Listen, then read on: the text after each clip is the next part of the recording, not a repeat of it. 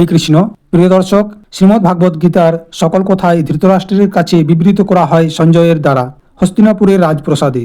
ধৃতরাষ্ট্র ছিলেন জন্মান্ধ। তিনি কুরুক্ষেত্রের যুদ্ধে তার পুত্রগণ এবং পাণ্ডব পুত্রগণের মধ্যে যুদ্ধের বর্ণনা তার মন্ত্রী সঞ্জয়ের নিকট জানতে চেয়েছিলেন। ধর্মপ্রাণ সঞ্জয় ব্যাসদেবের কৃপায় দিব্য দৃষ্টি লাভ করেছিলেন। তিনি প্রসাদে থেকেই যুদ্ধক্ষেত্রের সমস্ত ঘটনা দর্শন এবং কথা শ্রবণ করতে পেরেছিলেন, তা ধৃতরাষ্ট্রকে অবহিত করেছিলেন। অন্ধ ধৃতরাষ্ট্র সঞ্জয়ের নিকট জানতে চাইলেন যে কুরুক্ষেত্রে তার যুদ্ধাভিলাষী পুত্রগণ এবং পাণ্ডু পুত্রগণ সমবেত হয়েছিলেন এবং তারা কি করছিলেন। সেই উত্তরে সঞ্জয় রাজাকে জানালেন যে তার পুত্র দুর্যোধন পাণ্ডব পক্ষের সৈন্যসজ্জা অবলোকন করে গুরু দ্রোণাচার্যের নিকট গিয়ে বর্ণনা করতে লাগলেন। পাণ্ডব পক্ষে কোন কোন মহারথী যুদ্ধ করতে এসেছেন এবং তারই প্রিয় শিষ্য দৃষ্টদ্যুম্ন কিভাবে পাণ্ডব পক্ষের সৈন্যসজ্জা পরিচালনা করছেন। তিনি তার নিজের পক্ষের মহাবীর ও মহারথীগণের সম্বন্ধেও দ্রোণাচার্যকে অবহিত করে এই মর্মে মন্তব্য করলেন যে পাণ্ডবদের সৈন্য অতি সামান্য রয়েছে, কিন্তু তাদের সৈন্য অপরিমিত। দুর্যোধনের নিকট থেকে সব অবহিত করার পর কুরুবংশের বৃদ্ধ পিতামহ ভীষ্মদেব দুর্যোধনের হর্ষ উৎপাদনের জন্য সিংহের গর্জনের মতো শঙ্খধ্বনি করলেন। সেই সাথে কৌরব পক্ষের অন্যরাও তাদের নিজ নিজ শঙ্খ তুমুল শব্দে সৃষ্টি করল।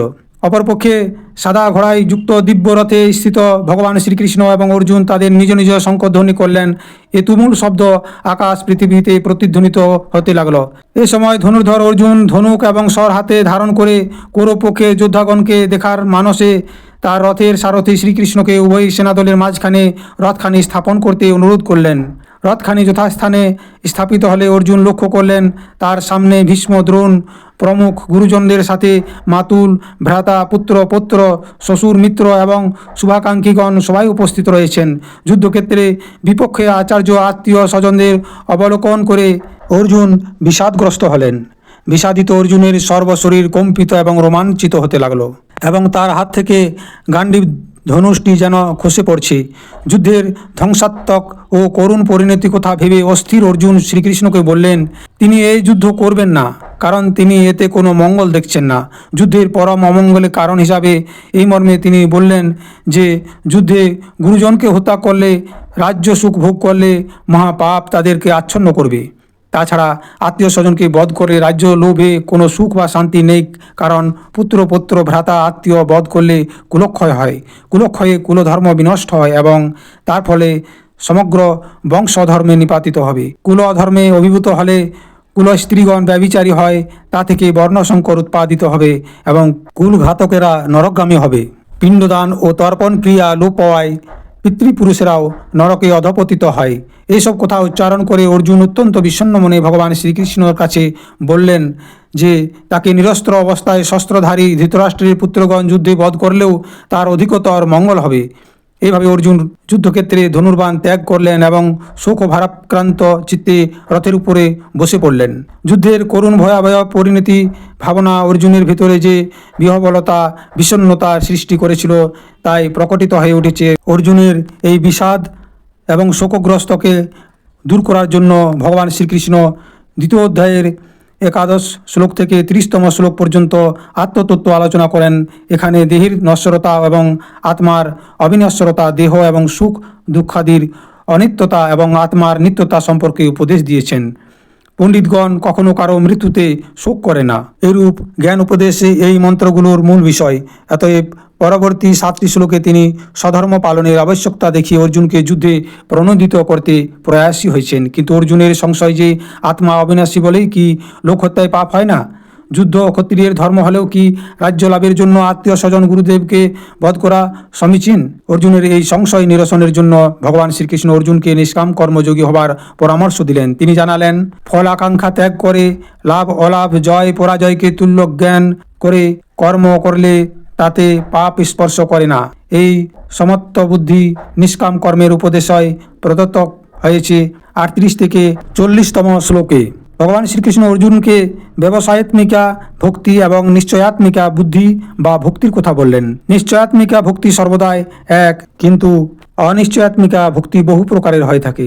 অল্প বুদ্ধি সম্পন্ন বা বিবেক বর্জিত লোকেরা জাগতিক ভোগ এবং ঐশ্বর্যে আসক্ত হয়ে পড়ে, বিধায় তাদের বুদ্ধি বা ভক্তি একনিষ্ঠ হয় না। কিন্তু ভগবানকে লাভ করতে হলে প্রয়োজন একনিষ্ঠ ভক্তি বা নিশ্চয়াত্মিকা ভক্তি। তাই শ্রীকৃষ্ণ অর্জুনকে নির্গুণ স্তরে অধিষ্ঠিত করে সিদ্ধি এবং অসিদ্ধিকে সমজ্ঞান করে যোগযুক্ত হয়ে স্বধর্ম বিহিত কর্ম করার উপদেশ দিলেন। অর্জুন তখন শ্রীকৃষ্ণর কাছে জানতে চাইলেন যে স্থিতপ্রজ্ঞ বা অচলা বুদ্ধি সম্পন্ন মানুষের লক্ষণ কী, তিনি কিভাবে অবস্থান বা বিচরণ করেন। তার উত্তরে ভগবান শ্রীকৃষ্ণ বললেন যে জীব যখন সকল মনোগত কাজ পরিত্যাগপূর্বক আত্মাতেই পূর্ণ পরিতৃপ্তি লাভ করে তখন তাকে স্থিতপ্রজ্ঞ বলা হয়। স্থিতপ্রজ্ঞ ব্যক্তি সর্বদাই সুখ দুঃখে অনুদ্বিগ্নমনা এবং তিনি রাগ ভয় ক্রোধ থেকে মুক্ত। তার কাছে প্রিয় অপ্রিয় বস্তুদের কোনো ভেদ থাকে না। প্রকৃতপক্ষে তিনি সকল জড় বিষয়ে আসক্তিরহিত। কুর্ম তদ্রূপ তার অঙ্গসমূহ তার কঠিন আবরণের মধ্যে লুকিয়ে রাখে। স্থিতপ্রজ্ঞ ব্যক্তিও সেরকম তার ইন্দ্রিয়গুলোকে বিষয় থেকে প্রত্যাহার করে চিন্ময় চেতনায় অধিষ্ঠিত থাকেন। দ্বিতীয় অধ্যায়ের 71 থেকে 72 শ্লোকে বলা হয়েছে যে যিনি জীবনের অন্তিম সময়ে এরূপ ব্রহ্মী স্থিতি লাভ করেন তিনি এই জগতের সকল বন্ধন থেকে মুক্ত হয়ে ভগবদ্ধামে গমন করেন। ভগবান শ্রীকৃষ্ণের মুখে ব্রহ্মজ্ঞান, ব্রাহ্মী স্থিতি এবং নিষ্কাম কর্মের কথা শ্রবণ করে অর্জুন যেন কিছুটা বিভ্রান্তি থেকে পড়ে গেলেন। তিনি যেন ঠিক বুঝতে পারলেন না যে ব্রহ্মজ্ঞান ও নিষ্কাম কর্ম এই দুটির মধ্যে কোনটি অধিকতর গ্রহণীয়। অর্জুনের এই দ্বিধা দূর করার জন্য ভগবান শ্রীকৃষ্ণ বেদের দুটি প্রধান পথ, একটি অজ্ঞান অপরটি নিষ্কাম কর্ম সম্পর্কে ব্যাখ্যা করলেন। তিনি বললেন, আজীবন ব্রহ্মচর্যে ব্রতী ব্যক্তিগণই জ্ঞান পথের অধিকারী। এতে কঠোর যোগ সাধনার প্রয়োজন। অতি অল্প লোকই এই পথ অনুসরণ করে সিদ্ধি লাভ করে। সে কারণে সাধারণ গৃহীদের নিষ্কাম কর্মের পথ অনুসরণই শ্রেষ্ঠ। নিষ্কাম কর্মযোগ অবলম্বনে কর্মীর জ্ঞানও বিশুদ্ধ হয়ে যাকে। তাছাড়া জীব কখনো কর্মহীন থাকতে পারে না। জীবনের অস্তিত্ব রক্ষার জন্য প্রতিটি জীবকে সবসময় কর্ম করতে হয়, তবে সে কর্ম যখন কামনাবিহীন হয় তখন তা কোনো বন্ধনের কারণ হয় না, অর্থাৎ সে কর্মের দায়ভার নিষ্কাম কর্মের উপর বর্তায় না। নিষ্কাম কর্মযোগী পরিণামে ব্রহ্মপদে লাভ করে থাকে। তাই শ্রীকৃষ্ণ অর্জুনকে সম্পূর্ণ অনাসক্তভাবে কর্তব্যবোধে কর্ম করার জন্য বললেন। তিনি আরও উপদেশ দিলেন যে স্বধর্ম কিঞ্চিত দোষযুক্ত হলেও ইহা উত্তম রূপে অনুষ্ঠিত পরধর্ম অপেক্ষা শ্রেষ্ঠ।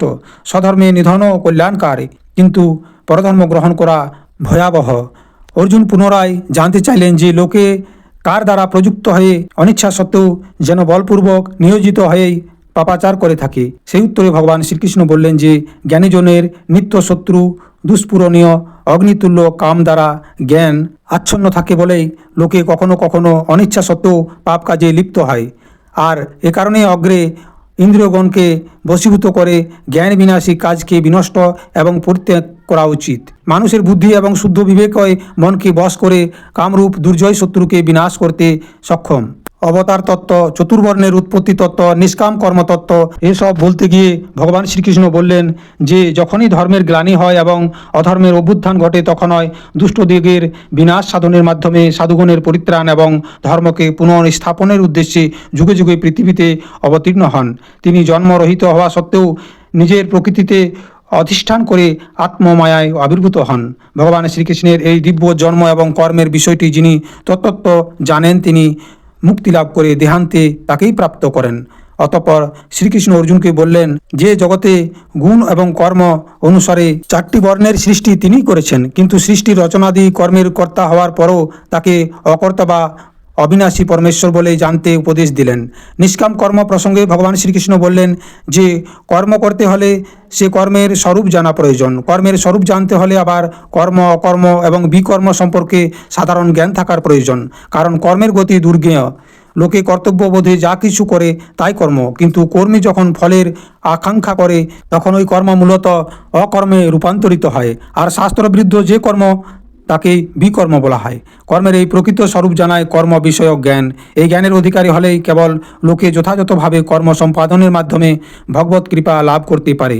তাই ভগবান শ্রীকৃষ্ণ বললেন, যিনি কর্মে অকর্ম আর অকর্মে কর্ম দর্শন করেন মানুষের মধ্যে তিনি বুদ্ধিমান এবং তিনি যোগী এবং সমস্ত কর্মের সম্পাদনকারী। কর্ম সম্পাদনের নিমিত্তে প্রয়োজনীয় জ্ঞান সম্পর্কে আলোচনা করতে করতে ভগবান শ্রীকৃষ্ণের শ্রেষ্ঠত্বের বিষয়ে অর্জুনকে উপদেশ দিলেন। তিনি বললেন যে ফল আকাঙ্ক্ষীগণ নানা রকমের ফল কামনার জন্য নানা ধরনের যজ্ঞ করে থাকেন, যেমন দ্রব্য দান রূপ যজ্ঞ, তপঃযজ্ঞ, স্বাধ্যায় যজ্ঞ ইত্যাদি। কিন্তু এ সকল যজ্ঞের মধ্যে জ্ঞানযজ্ঞই শ্রেষ্ঠ, কারণ ফল সমেত সমস্ত কর্ম নিঃশেষে জ্ঞানে পরিসমাপ্ত হয়। ইহলোকে জ্ঞানের ন্যায় পবিত্র আর কিছু নাই, কেননা জ্ঞান উপযুক্ত কালে আপনি নিষ্কাম কর্মযোগীর অন্তরে উদ্ভাসিত হয়। কর্মযোগী তখন আত্মজ্ঞান লাভ করে শীঘ্রই পরম শান্তি লাভ করে থাকে। তখন অর্জুন বললেন, কর্মত্যাগ ও সন্ন্যাস গ্রহণ পূর্বক জ্ঞানযোগের অনুশীলন অথবা নিষ্কাম কর্মের অনুশীলন, এর মধ্যে কোনটি তার জন্য শ্রেষ্ঠ? তখন ভগবান শ্রীকৃষ্ণ অর্জুনকে নিষ্কাম কর্মযোগীর ন্যায় কর্মে লিপ্ত হওয়ার জন্য উপদেশ দিলেন। তাই অর্জুনের সংশয় যে তিনি কর্মত্যাগ করে সন্ন্যাসীর ন্যায় জ্ঞানের সাধনায় ব্রতী হয়ে নাকি নিষ্কামভাবে স্বধর্ম পালনে ব্রতী হবেন। অর্জুনের মনের এই সংশয় দূর করার জন্য ভগবান শ্রীকৃষ্ণ আবার বললেন, সন্ন্যাস এবং কর্মযোগ উভয়ই মোক্ষপ্রদ, তবে এ দুটির মধ্যে কর্মযোগই শ্রেষ্ঠ। তিনি ব্যাখ্যা করে বললেন যে কেবল অজ্ঞ ব্যক্তিগণই সন্ন্যাস এবং কর্মযোগকে পৃথক মনে করে থাকেন। পণ্ডিতগণ এমনটি মনে করেন না, কারণ এই দুটি পথের মধ্যে যে কোনো একটিতে নিষ্ঠাবান পুরুষ একই ফল মোক্ষ লাভ করে থাকেন। জ্ঞাননিষ্ঠ সন্ন্যাসীগণ জ্ঞানযোগের সাধনায় যে স্থান লাভ করেন, কর্মযোগীগণও সেই একই স্থান লাভ করে থাকেন। প্রকৃতপক্ষে যিনি জ্ঞানযোগ এবং কর্মযোগের ফল একই রূপে দেখেন, তিনি যথার্থদর্শী। তাই তিনি বললেন যে কর্মযোগ ছাড়া সন্ন্যাস কেবল দুঃখের কারণ, কিন্তু কর্মযোগযুক্ত সাধক অচিরেই ব্রহ্মপদ লাভ করেন। যিনি কর্মযোগযুক্ত, বিশুদ্ধ চিত্ত, জিতেন্দ্রিয় এবং সর্বভূতের আত্মায় যার আত্মস্বরূপ, এরূপ পুরুষ কর্ম করেও কর্মে আবদ্ধ হয় না। ফল আসক্তি ও কর্তৃত্বাভিমান পরিত্যাগী কর্মযোগী কর্ম করেও জলে পদ্মপাতার মতো পাপে লিপ্ত হয় না। এইভাবে ভগবান শ্রীকৃষ্ণ নিষ্কাম কর্মযোগের প্রশস্তি প্রতিপাদন করে অর্জুনের সংশয় ঘুচালেন। কর্মযোগী ও ধ্যানযোগী বা সন্ন্যাসীর মধ্যে কোনো পৃথক পক্ষে পার্থক্য নেই, কারণ কর্মযোগী ও সন্ন্যাসী উভয়েই মূলত ফলাকাঙ্ক্ষা পরিহার করে নিজ কর্মে থাকেন। অনাসক্তভাবে কর্ম করে কর্মযোগী পরিণামে যে স্থান লাভ করে থাকেন, ধ্যানযোগী সন্ন্যাসীও নিষ্ঠাযুক্ত ধ্যানের মাধ্যমে একই স্থানে লাভে সক্ষম হন। এইভাবে উভয় যোগের মধ্যে সাদৃশ্য প্রদর্শনপূর্বক ভগবান শ্রীকৃষ্ণ ধ্যানযোগীর প্রক্রিয়া এবং ধ্যানযোগীর লক্ষণ বর্ণনা করলেন। তিনি বললেন, যোগ অভ্যাসের জন্য কোনো পবিত্র স্থানে কুশাসনের উপর হরিণের চামড়ার আসন অতি উঁচু কিংবা নিচু না করে স্বাভাবিক ভূমিতে স্থাপন করে সেখানে উপবিষ্ট হয়ে চিত্ত, ইন্দ্রিয় এবং ক্রিয়াগুলিকে নিয়ন্ত্রিত করে চিত্তশুদ্ধির জন্য মনকে একাগ্র করে যোগ অভ্যাস করবেন। শরীর, মস্তক, গ্রীবাকে সমানভাবে রেখে অন্যদিকে দৃষ্টি নিবদ্ধ না করে নাকের অগ্রভাগে দৃষ্টি নিবদ্ধ করে প্রশস্তাত্মা, ভয়শূন্য এবং ব্রহ্মচর্য ব্রতে স্থিত পুরুষ মনকে বিষয় বাসনা থেকে প্রত্যাহার করে একমাত্র তাকে জীবনের চরম লক্ষ্যরূপে স্থির করে ধ্যানপূর্বক যোগ অভ্যাস করবেন। এইভাবে দেহ, মন এবং কার্যকলাপ সংযত হলে যোগী পরমধাম প্রাপ্ত হন। এরপর ভগবান শ্রীকৃষ্ণ ধ্যানযোগীর লক্ষণ বর্ণনা করতে গিয়ে বললেন, যোগযুক্ত অবস্থায় শুদ্ধ অন্তঃকরণ দ্বারা আত্মাকে উপলব্ধি করে যোগী আত্মাতেই পরম আনন্দ আস্বাদন করেন। সেই অবস্থায় অপ্রাকৃত ইন্দ্রিয়গুলির দ্বারা অপ্রাকৃত সুখানুভব হয়। এই রকম পরমার্থিক চেতনায় অবস্থিত হলে যোগী আর আত্মতত্ত্বজ্ঞান থেকে বিচলিত হয় না। জড়জগতের সংযোগজনিত সমস্ত দুঃখ দুর্দশা থেকেই এটাই প্রকৃত মুক্তি। শ্রীকৃষ্ণের নিকট এইরকম যোগতত্ত্ব শ্রবণ করে অর্জুন আবার জিজ্ঞাসা করলেন, হে মধুসূদন, তুমি যে মন, ইন্দ্রিয় ইত্যাদির স্থিরতার কথা বললে, মনের চঞ্চলতা বশত আমি আর স্থিতি দেখতে পাচ্ছি না। হে কৃষ্ণ, মন অত্যন্ত চঞ্চল, শরীর এবং ইন্দ্রিয়গুলির বিপক্ষে উৎপাদক, দূরদমনীয় এবং অত্যন্ত বলবান। তাই তাকে নিগ্রহ করা বায়ুকে বশীভূত করার চেয়েও কঠিন বলে মনে করি। সেই উত্তরে ভগবান শ্রীকৃষ্ণ বললেন, মন যে চঞ্চল তাতে কোনো সন্দেহ নেই, কিন্তু পুনঃ অভ্যাস এবং বৈরাগ্যের দ্বারা এই মনকে সংযত করা সম্ভব। অর্জুন আবার প্রশ্ন করলেন, কোনো যোগী চিত্ত চাঞ্চল্যবশত যোগ ভ্রষ্ট হলে তার কি গতি হবে? তার উত্তরে ভগবান শ্রীকৃষ্ণ তাকে বললেন, শুভ অনুষ্ঠানকারী পরমার্থবিদের ইহলোকে ও পরলোকে কোনো দুর্গতি হয় না।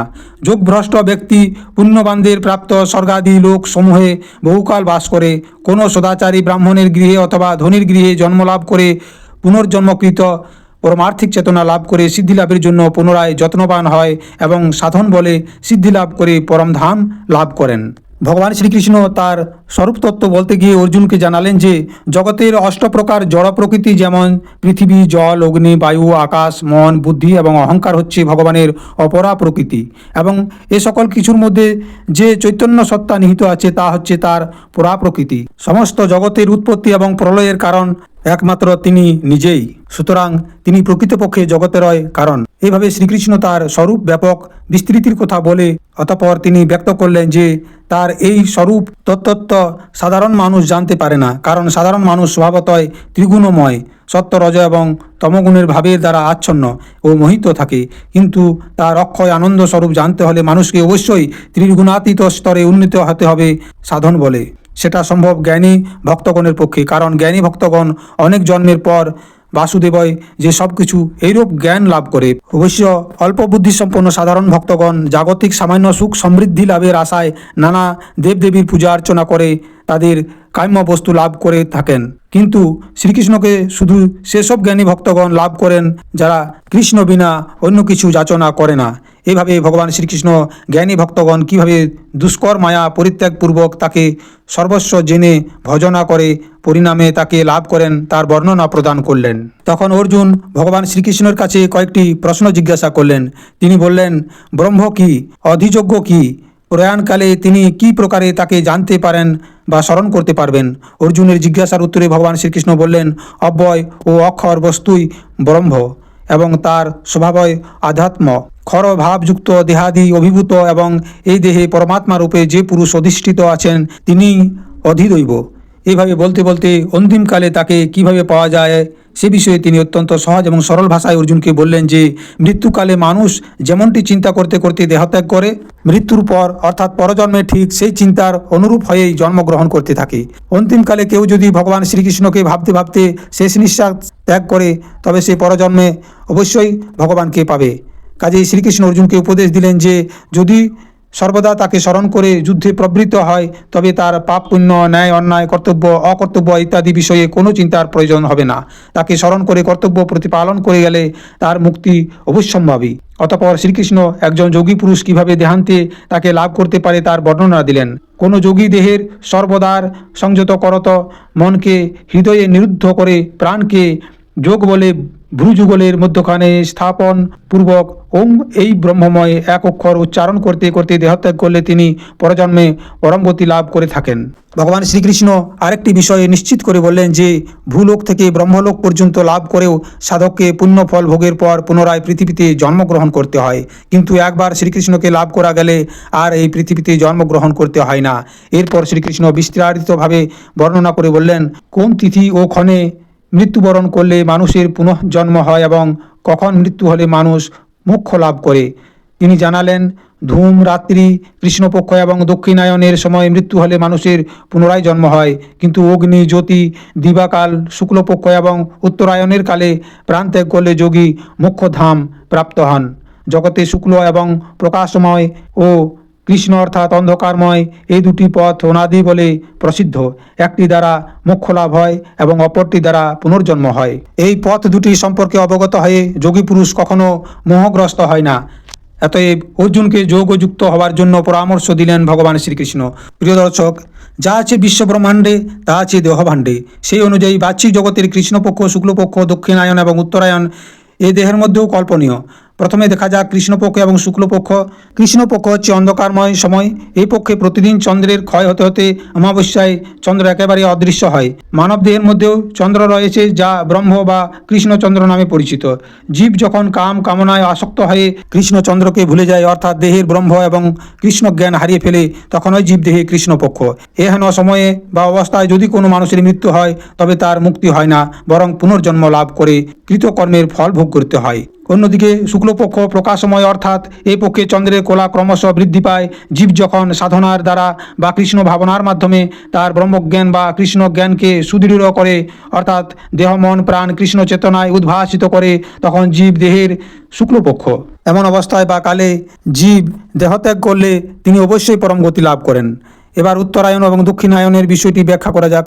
মানব দেহের মধ্যে 6টি চক্র রয়েছে যাকে ষটচক্র বলা হয়, যেমন মূলাধার চক্র, স্বাধিষ্ঠান চক্র, মণিপুর চক্র, অনাহুত চক্র, বিশুদ্ধ চক্র, আজ্ঞা চক্র। এই 6টি চক্রের মধ্যে অনাহুত চক্রটি বক্ষস্থলে অবস্থিত এবং ইহাকে মধ্যবর্তী স্থানে অবস্থিত চক্র বলে ধরা হয়। স্মরণ রাখা প্রয়োজন যে চক্রগুলো এই দেহের অভ্যন্তরস্থ 3টি নাড়ি ইড়া, পিঙ্গলা ও সুষুম্না এর মধ্যমা নাড়ি সুষুম্না নাড়িতে স্তরে স্তরে অবস্থিত। অনাহুত চক্রের বৈশিষ্ট্য হচ্ছে যে এখান থেকে নিম্ন দিকে মূলাধার চক্র পর্যন্ত বায়ুর গতি নিম্নগামী। অধোগামী এই বায়ুর সাথে জড়িত আছে কাম ও কামনা। কামে আসক্ত হয়ে জীব ব্রহ্মসত্তাকে নষ্ট করে অজ্ঞানতার পথে ধাবিত হয়, যার ফলে কৃষ্ণচন্দ্র ক্রমশ ক্ষীণ হয়ে অন্ধকারাচ্ছন্ন হয়। ইহাই দেহের দক্ষিণায়ন। অতএব এই সময়ে দেহত্যাগ করলে জীবের যে পুনর্জন্ম হবে তাতে আর কোনো সন্দেহ নাই। অন্যদিকে অনাহুত চক্র থেকে আজ্ঞাচক্রের দিকে বায়ুর গতি ঊর্ধ্বমুখী। এই বায়ুর প্রভাবে জীবের ব্রহ্মবস্তু ঊর্ধ্বগামী হয়ে সহস্রায় অধিষ্ঠিত হয়। তখন জীব দ্বিবল পদ্মে ঈশ্বরকে দর্পণ করে। যোগী পুরুষেরা যোগ সাধন বলে রেচক, পূরক ও কুম্ভক সাধনের মাধ্যমে নিম্নগামী বায়ুকে ঊর্ধ্বমুখী করার চেষ্টা করেন। এতে ব্রহ্মশক্তি বৃদ্ধিপ্রাপ্ত হয় বা কৃষ্ণচন্দ্রের কোলা ক্রমশ বৃদ্ধি পায়।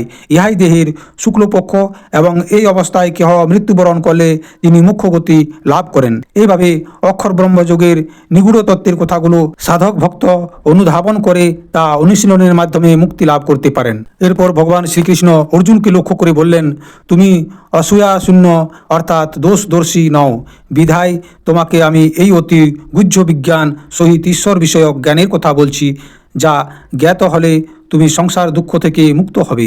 অতঃপর তিনি বিস্তৃতভাবে জানালেন যে তিনি অক্ষর এবং অব্যয় বস্তু হওয়া সত্ত্বেও এই জগৎ সংসারে কিভাবে লীলা বিস্তার করছেন বা কিভাবে জগতে বিরাজিত রয়েছেন।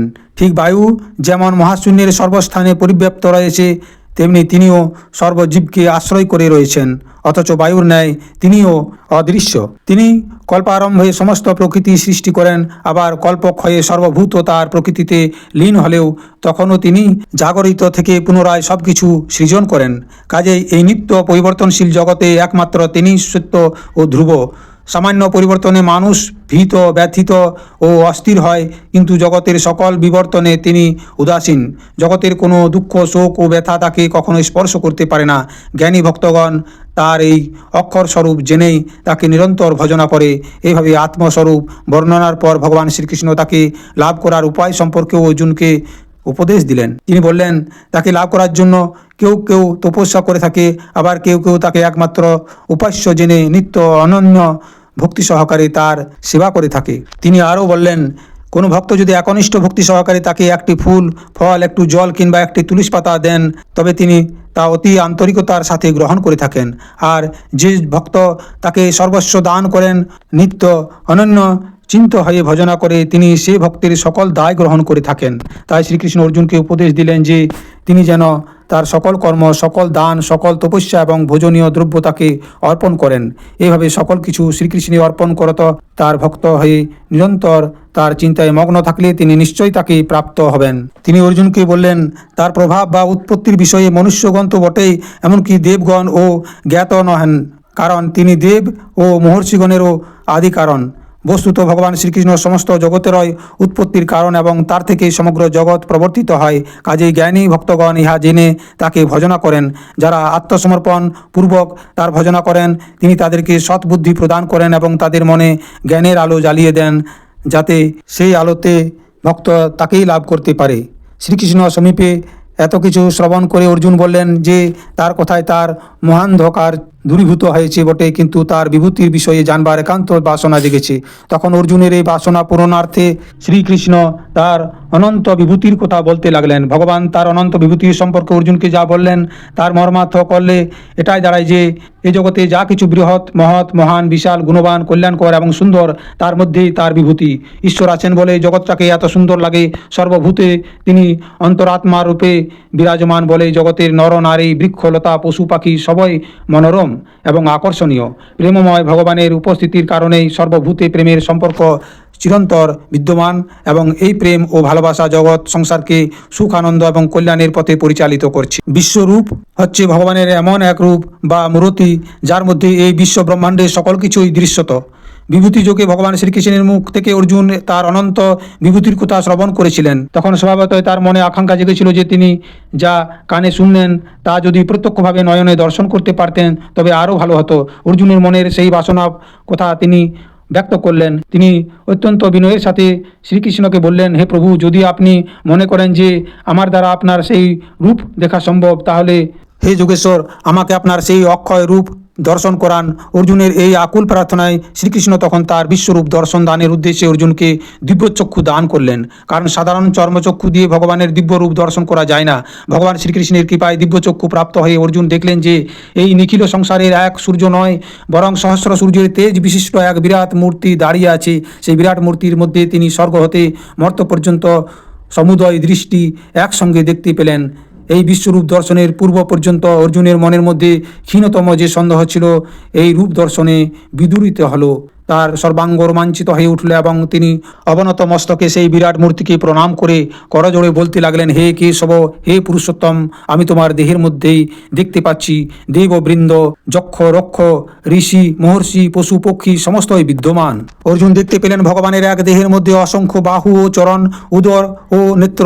তার বিরাট মুখ গহ্বরের মধ্যে থেকে জ্বলন্ত বহ্নি শিখার মতো শত শত শিখা বহির্গত হচ্ছে। পৃথিবীর সকল নদ নদী যেমন সাগরের দিকে ধাবিত হয়, তেমনি কুরুক্ষেত্রের সকল বীর ও যোদ্ধা সেই জ্বলন্ত শিখার দিকে ছুটে যাচ্ছে। পতঙ্গ যেমন মৃত্যুর জন্য অগ্নিতে ঝাঁপিয়ে পড়ে, সেরকম তার মুখের জ্বলন্ত অগ্নিতে লোক সকল পতঙ্গের ন্যায় ঝাঁপিয়ে পড়ছে। তার উগ্র তেজে সমুদয় সৃষ্টি জ্বলে যাচ্ছে। এসব দেখে ভয়ে অর্জুনের সর্বাঙ্গ কম্পিত হতে লাগলো। তখন ভগবান শ্রীকৃষ্ণ বললেন, এই ভয়ঙ্কর মূর্তিতে আমি সৃষ্টি ধ্বংস করি, অর্থাৎ ইহা আমার লোকসমূহ বিনাশকারী মহাকাল রূপ। এখন আমি লোকসমূহ ধ্বংস করতে প্রবৃত্ত হয়েছি। কাজেই তুমি যুদ্ধ না করলেও তোমার প্রতিপক্ষের যোদ্ধাগণের ধ্বংস অনিবার্য। অর্জুন, তুমি এখানে নিমিত্ত মাত্র কারণ হবে। তখন ভগবান শ্রীকৃষ্ণ অর্জুনের হৃদয়ের দুর্বলতা দূর করে তার কর্তব্য সম্পাদনে ব্রতী হতে বললেন। ভগবানের কথায় অর্জুনের সকল ভ্রান্তির অপনোদন হলো। তিনি তখন ভাবলেন, এতদিন যাকে শুধু বন্ধু বা মানব বলে জানতেন, আসলে তিনি ভগবান পরম ব্রহ্ম সনাতন। তিনি কৃপা করে তাদের সহায় হয়েছেন। এবার অর্জুন শ্রীকৃষ্ণ সমীপে নতজানু হয়ে ক্ষমা প্রার্থনা করে বলতে লাগলেন, হে দীনবন্ধু, হে প্রভু, বন্ধু জ্ঞানে সখা জ্ঞানে ভ্রমবশত তোমাকে কতই না অন্যায় বাক্য প্রয়োগ করেছি। এখন আমি আমার ভুল বুঝতে পেরেছি। আপনি আমার সকল অপরাধ ক্ষমা করুন। বন্ধু যেমন বন্ধুর অপরাধ ক্ষমা করে, পিতা যেমন পুত্রের অপরাধ ক্ষমা করেন, সেরকম ভগবান যেন তার সকল অপরাধ মার্জনা করেন। তারপর অর্জুন ভগবানের এই উগ্রমূর্তির স্থলে তার শঙ্খ চক্র গদাপদ্মধারী মধুর মূরতি ধারণ করার জন্য প্রার্থনা জানালেন। ভগবান তার ইচ্ছা অনুসারে পুনরায় শঙ্খচক্র গদাপদ্মধারী মধুর সৌম্য মূরতি ধারণ করলেন। তখন অর্জুনের মনের সকল ভয়, সংশয়, দুশ্চিন্তা দূরীভূত হলো। তখন ভগবান শ্রীকৃষ্ণ অর্জুনকে উপদেশ দিলেন যে যারা তাকে ভালোবেসে মনে প্রাণে আত্মসমর্পণ করে, তিনি তাদেরকে এই মধুর রূপে দেখা দিয়ে থাকেন। ভগবানকে লাভের অন্যতম উপায় হচ্ছে ভক্তি। ভক্তিধন যার আছে তিনি ভক্ত। ভগবান ভক্তি রজ্জুতে বাধা পড়েন, তাই ভক্ত ভগবানের অতীব প্রিয়। তখন অর্জুন ভগবান শ্রীকৃষ্ণের কাছে জানতে চাইলেন, যিনি সতত যুক্ত হয়ে পরমেশ্বরের সগুণ রূপের উপাসনা করেন এবং যিনি নিরাকার অক্ষর ব্রহ্মের উপাসনা করেন, এদের মধ্যে কে যোগ বিত্তমা বা অধিকতর উত্তম যোগী? তার উত্তরে ভগবান শ্রীকৃষ্ণ বললেন যে আমাতে মন একাগ্র করে নিরন্তর আমার ভজন ও ধ্যান মগ্ন হয়ে যে ভক্ত সম্পূর্ণ শ্রদ্ধাযুক্ত হয়ে আমার সগুণ রূপের উপাসনা করেন, যোগীদের মধ্যে তারাই অতি উত্তম যোগী।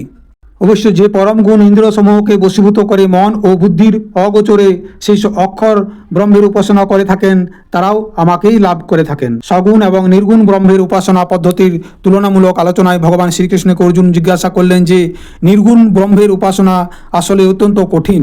ধারণের জন্য এ পথ অতি দুর্বোধ্য, কিন্তু সে তুলনায় ভক্তিপথ অপেক্ষাকৃত সরল। কারণ অনাসক্তভাবে সকল কর্মে ভগবানের মনে করে কর্ম সম্পাদন করাই ভক্তিপথের সাধনা। অভ্যাসের মাধ্যমে মনকে সেভাবে প্রস্তুত করা সম্ভব। আর যদি অভ্যাস যোগেও কেউ অপারগ হন, তবে সকল কর্মের ফলাকাঙ্ক্ষা ত্যাগ করে ভগবানের শরণাপন্ন হয়ে থাকা আরও ভালো। অতঃপর শ্রীকৃষ্ণ ফলাকাঙ্ক্ষা ত্যাগী ভক্তির লক্ষণ বর্ণনা করতে গিয়ে বললেন, তার ভক্ত কাউকে হিংসা করে না, তিনি সকলের প্রতি বন্ধুত্ব ভাবাপন্ন, দয়ালু এবং ক্ষমাবান। তাই পরমেশ্বর ভগবানের প্রকৃত ক্ষেত্রজ্ঞ। ভগবান শ্রীকৃষ্ণ জ্ঞান ও অজ্ঞেয় সম্পর্কে বললেন, প্রকৃতি এবং পুরুষের সংযোগে থেকেই জীবের উৎপত্তি এবং এই জগৎ জীবের বাইরে এবং ভিতরেও অন্তরাত্মা রূপে তিনি বিরাজিত রয়েছেন। কাজেই সেই পুরুষ ও প্রকৃতি তথা ক্ষেত্র এবং ক্ষেত্রজ্ঞ সম্পর্কে যে জ্ঞান তাকেই জ্ঞান বলে, এবং প্রকৃতির অন্তরাত্মারূপী যে ব্রহ্মসত্তা তাই হচ্ছে জ্ঞাতব্য বিষয় বা জ্ঞেয়। এই প্রকৃতি ও পুরুষ উভয়ই অনাদি এবং তাদের বিকার ও গুণসমূহ প্রকৃতি হতেই উৎপন্ন। জোড়া প্রকৃতিতে অবস্থিত হয়ে জীব প্রকৃতিজাত গুণসমূহ ভোগ করে প্রকৃতির গুণের সঙ্গবশতই তার সৎ ও অসৎ যোনিসমূহে জন্ম হয়ে থাকে। এই শরীরে আর একজন আছেন, যিনি হচ্ছেন উপদ্রষ্টা, অনুমন্তা, ভর্তা, ভোক্তা, ভাস্বর এবং তাকে পরমাত্মাও বলা হয়। যিনি এই পরমাত্মাকে এবং জোড়া প্রকৃতি সম্পর্কে সম্যক রূপে জ্ঞাত হন, তিনিই জন্ম মৃত্যু অতিক্রম করে চিরমুক্তি লাভ করেন। জগৎ প্রকৃতি পরিচালিত হয় তিনটি গুণের দ্বারা। গুণ তিনটি হচ্ছে সত্য, রজ ও তম। জীব মাত্রই এই তিন গুণের অধীন। এই তিনটি গুণের উৎপত্তি, স্বরূপ, গতি, প্রকৃতি, প্রভাব সম্পর্কে ভগবান শ্রীকৃষ্ণ অর্জুনকে বললেন। সত্য, রজ ও তম এই তিনটি গুণ মূলত প্রকৃতি হতে উৎপন্ন এবং এই তিনটি গুণ জীবাত্মার বন্ধন স্বরূপ। সত্যগুণ নির্মল হলেও ইহা সুখ এবং জ্ঞানের আসক্তি থেকে উৎপন্ন হয় এবং ইহাও আত্মার এক প্রকার বন্ধন স্বরূপ। কামনা ও ভোগ শক্তি থেকে রজগুণের উৎপত্তি। ইহা জীবাত্মাকে কর্ম এবং তার ফলের আসক্তি দ্বারা বন্ধন করে। এছাড়া অজ্ঞান থেকে তমগুণের উদ্ভব। ইহা জীবাত্মাকে নিদ্রা, আলস্য ও প্রমাদ দ্বারা আবদ্ধ করে। প্রকৃতিজাত এই তিনটি গুণ প্রতিটি জীবের মধ্যেই বিদ্যমান এবং ইহা পর্যায়ক্রমে জীবের মধ্যে ক্রিয়াশীল হয়ে ওঠে। তাই জীবদেহে কখনো সত্যগুণের প্রাবল্য, আবার কখনো রজগুণের এবং তারপর তমগুণের প্রাবল্য দেখা দেয়। যখন যে গুণের প্রাবল্য দেখা দেয় তখন অন্য দুটি গুণ জীবদেহে স্থিত থাকে। গুণের প্রাবল্য তার কারণে দেহে তার প্রভাবও ভিন্নতর হয়ে থাকে। যেমন সত্যগুণের প্রাধান্য দেখায় তখন জীব সৎকাজ এবং সুখে আসক্ত হয়। আবার রজগুণের প্রাবল্যতাবশত জীব কর্মে আসক্ত এবং তমগুণের কারণে জীব পাশবিক এবং প্রমাদে আসক্ত হয়ে পড়ে। কিন্তু ক্ষোভলাভ বা ব্রহ্মপ্রাপ্তির জন্য জীবকে অবশ্যই এই তিনটি গুণের ঊর্ধ্বে উঠতে হবে। পরমেশ্বর ভগবান ত্রিরিক গুণাতীত। সে কারণে গুণাতীত ঈশ্বরকে পেতে হলে বা মোক্ষ লাভ করতে হলে মানবকে অবশ্যই এই তিন গুণের অতীত অবস্থায় উন্নীত হতে হবে। সেটাই জীবের সাধনার চরম ও পরম প্রাপ্তি।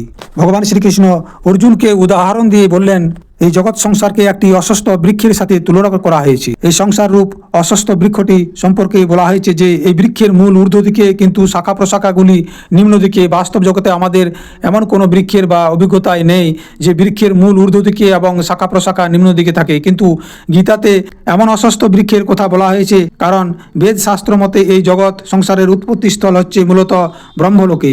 সেই অনাদির আদি পরমেশ্বর পরমব্রহ্মই হচ্ছে এই সংসারের বৃক্ষের সৃষ্টিকর্তা। কাজেই এই অসুস্থ বৃক্ষের মূল ঊর্ধ্ব দিকে, ইহাকে ব্রহ্মবৃক্ষ বলা হয়। এই ব্রহ্মবৃক্ষ ঊর্ধ্বমূল অর্থাৎ ব্রহ্মলোক থেকে মনুষ্যলোকে ধাবিত হয়েছে, বিধায় ইহার শাখা প্রশাখা অধোগামী। এই সংসার বৃক্ষকে তত্ত্ব জানলে প্রকৃতপক্ষে জীব জগৎ এবং ব্রহ্ম এই তিন বিষয়েরই জ্ঞান জন্মে।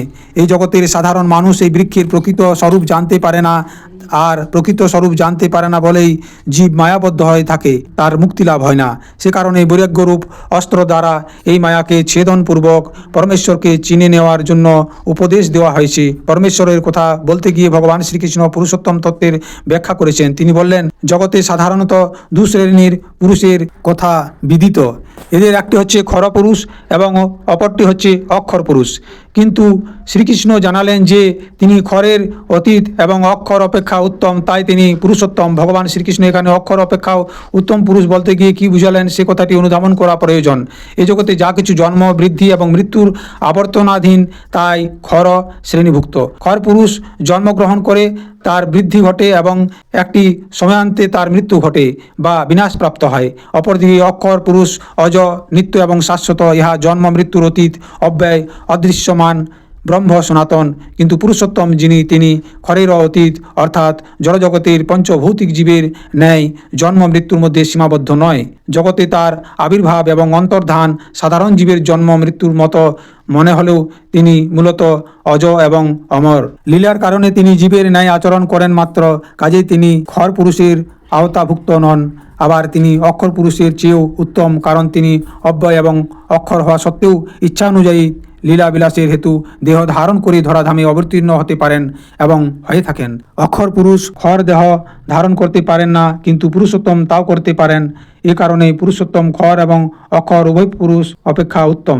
এই পুরুষোত্তমবাদ মূলত গীতার কর্ম, ভক্তি এবং জ্ঞানের মধ্যে সমন্বয়ের একটি ক্ষেত্র তৈরি করেছে। অতএব যিনি ভগবান শ্রীকৃষ্ণকে পুরুষোত্তম বলে জানেন, তিনিই প্রকৃতপক্ষে সর্বজ্ঞ এবং তিনি তাকে সর্বতোভাবে ভজনা করেন। এই সংসারে দু প্রকৃতির মানুষ আছে। এক প্রকার মানুষ দেব প্রকৃতির সম্পন্ন এবং অন্য প্রকার মানুষ অসুর প্রকৃতির। পূর্বজন্মের সুকৃতি এবং দুষ্কৃতির ফল অনুযায়ী মানুষ দেব এবং অসুর প্রকৃতির সম্পন্ন হয়ে জন্মায়।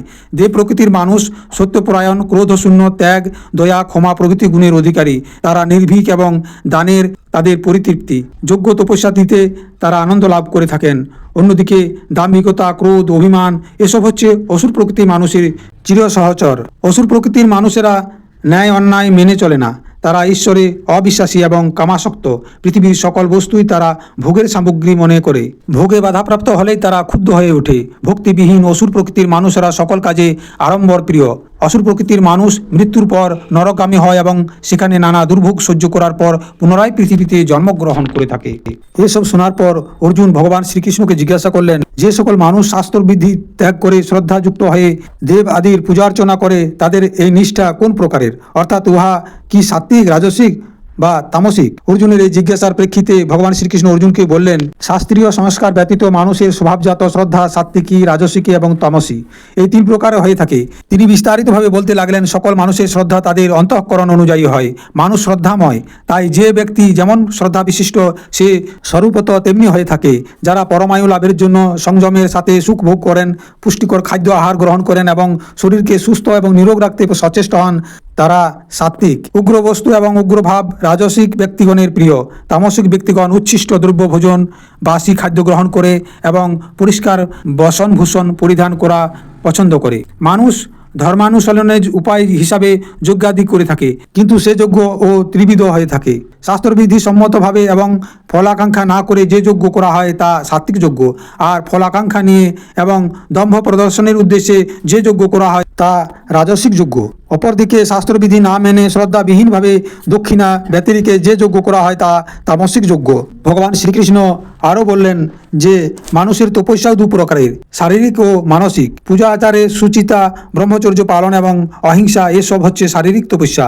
অন্যদিকে সত্যবাদিতা, সরলতা, মনসংযততা ইত্যাদি হচ্ছে মানসিক তপস্যা। যারা ফলের আশা না করে শ্রদ্ধা সহকারে তপস্যা করেন তারা সাত্ত্বিক, আর যারা ফল ও যশের আশায় তপস্যা করে তারা রাজসিক। এছাড়া যারা স্বার্থপর বসে অন্যের অনিষ্ট সাধনের উদ্দেশ্যে তপস্যা করে তারা তামসিক। সাত্ত্বিক দাতাগণ দেশ, কাল, পাত্র বিচার করে না এবং কোনো প্রকারে ফেরত পাওয়ার আশায় দান করে না, কিন্তু যারা ফেরত পাওয়ার আশায় দান করেন তারা রাজসিক দাতা। আর যারা দেশ, কাল, পাত্র বিবেচনাপূর্বক অবহেলায় দান করেন তারা তামসিক দাতা বলে উল্লেখ করা হয়। ভগবান শ্রীকৃষ্ণ আরও বললেন, হে পার্থ, হোম, দান, তপস্যা আর অন্য যা কিছু কৃতকর্ম অশ্রদ্ধাপূর্বক অনুষ্ঠিত হয় তা সবই অসৎ এবং সে সকল ইহলোক ও পরলোকে ফলদায়ক হয় না। এ সমস্ত শোনার পর অর্জুন ভগবান শ্রীকৃষ্ণকে বললেন, যে সন্ন্যাস ও ত্যাগের মধ্যে প্রভেদ কি? তার উত্তরে ভগবান শ্রীকৃষ্ণ বললেন, কাম্য কর্মের ত্যাগকে সন্ন্যাস বলে আর সকল কর্মের ফল আকাঙ্ক্ষাকে বর্জনকে ত্যাগ বলা হয়। এক্ষেত্রে কাম্যকর্মের ত্যাগ বলতে বোঝানো হয়েছে যে সকল কাজের সাথে কামনা যুক্ত আছে সেসব কাজকে পরিত্যাগ করতে হবে। সন্ন্যাসীগণ কামনাযুক্ত কোনো কর্মের অনুষ্ঠান করেন না, কিন্তু ভগবানের কৃতার্থে যা ফল আকাঙ্ক্ষা বর্জনকেই নির্দেশ করে থাকে। প্রকারান্তরে বলতে গেলে ত্যাগ ও সন্ন্যাস শব্দ দুটির মর্মার্থ অভিন্ন। তবে কেউ কেউ সংসারের কাজকর্ম পরিত্যাগ করাকেই সন্ন্যাস বলে থাকেন। এটা সঠিক নয়, কারণ দেহ মাত্রই কর্ম করতে হয়। কামনা শূন্যভাবে এবং কর্তব্যবোধে কর্ম সম্পাদনে কোনো দোষ নাই। নির্লিপ্তভাবে কৃতকর্ম কখনোই কর্তাকে কর্মবন্ধনে আবদ্ধ করে না, বরং সেই কর্ম ভগবানকে আরাধনা করার সমতুল্য। ভগবান শ্রীকৃষ্ণ আরও বললেন, পৃথিবীতে এমন কোনো কর্ম নেই যা সম্পূর্ণ দোষহীন। কর্ম করতে গেলে কিছু দোষ ত্রুটি হতে পারে, তাই বলে স্বধর্মজাত কর্ম কখনো পরিত্যাজ্য নয়।